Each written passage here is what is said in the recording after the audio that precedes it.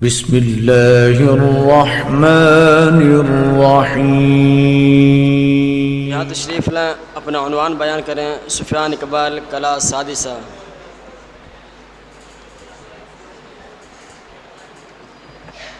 السلام علیکم ورحمۃ اللہ وبرکاتہ۔ الحمد للہ رب العالمین، والصلاة والسلام على سید الانبیاء والمرسلین وعلى آلہ واصحابہ اجمعین ومن تبعهم بإحسان إلى يوم الدین، اما بعد۔ قال اللہ تبارک وتعالی: ان عدة الشہور عند اللہ 12 شہرا فی کتاب اللہ یوم خلق السماوات والأرض منها 4 حرم۔ وقال النبي صلى الله عليه وآله وسلم: لا عدوى ولا طيرة ولا هامة ولا سفر۔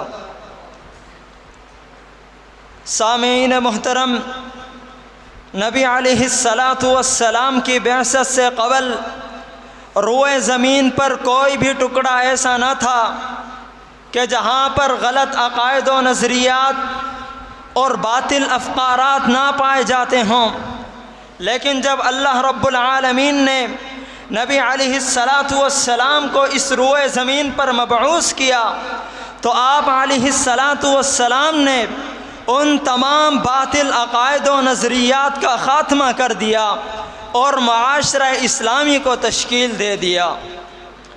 جی ہاں، دور جاہلیت کے اندر بہت سارے غلط عقائد و نظریات اور بہت ساری خرافات پائی جاتی تھی۔ ان خرافات اور بدعات میں سے ایک بدعت یہ بھی تھی کہ وہ زمانے کو برا بھلا کہتے تھے، زمانے کو برا بھلا کہتے تھے اور موت و حیات کو زمانے کی طرف منسوب کرتے ہوئے زمانے پر عیب لگاتے تھے کہ وما یہلکنا الا الدہر، کہ زمانے نے ہمیں برباد کر دیا۔ مگر افسوس کہ آج ہمارے مسلمانوں کا یہی عقیدہ ہے، جب ان کا دل چاہتا ہے کسی دن کو منحوس قرار دے دیتے ہیں، کبھی کسی رات کو منحوس قرار دے دیتے ہیں، تو کبھی کسی مہینے کو اور کبھی کسی سال کو منحوس قرار دے دیتے ہیں۔ نعوذ باللہ، ان کا جب جی چاہتا ہے کسی شخصیت کو منحوس قرار دے دیتے ہیں کہ آج میں نے فلاں کا چہرہ دیکھ لیا تو یہ کام یوں ہونا تھا، یوں ہو گیا۔ اور یہی عقیدہ، یہی نظریہ دور جاہلیت کے لوگوں کا تھا۔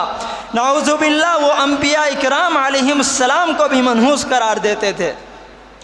جیسا کہ نبی علیہ السلام کا فرمان ہے کہ اللہ تعالیٰ فرماتا ہے: یؤذینی ابن آدم یقول یا خیبۃ الدہر، وفی روایت یؤذینی ابن آدم یسب الدہر وانا الدہر اقلب اللیل والنہار۔ کہ اللہ تعالیٰ فرماتا ہے کہ آدم کے بیٹا مجھے ایذا دیتا ہے، وہ کہتا ہے زمانے کی بربادی۔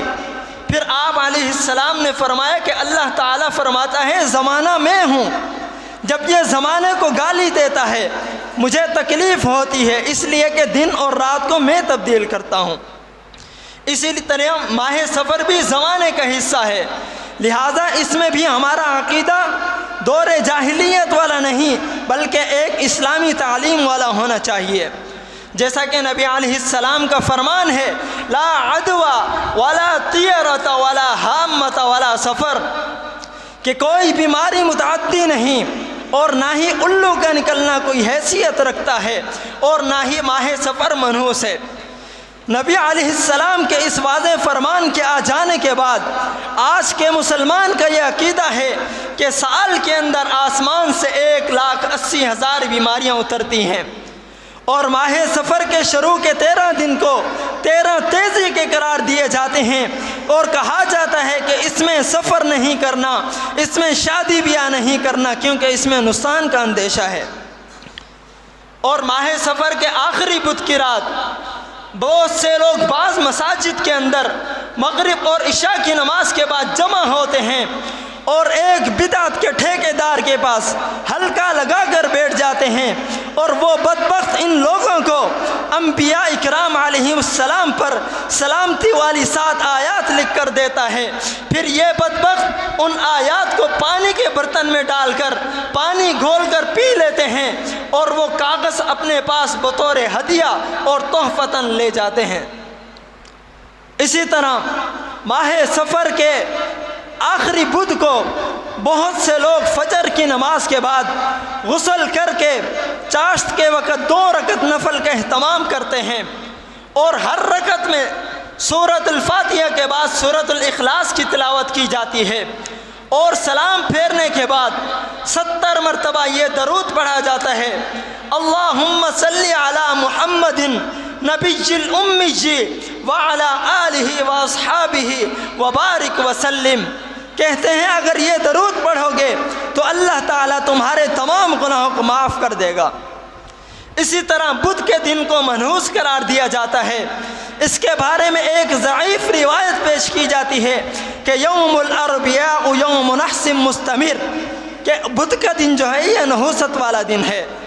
لہٰذا دین اسلام کے اندر ایسے کوئی غلط عقائد اور نظریات نہیں ہیں۔ اللہ رب العالمین سے دعا ہے کہ وہ ہمیں اپنے اعمال کی اصلاح کرنے والا بنا دے، آمین۔ وما علینا الا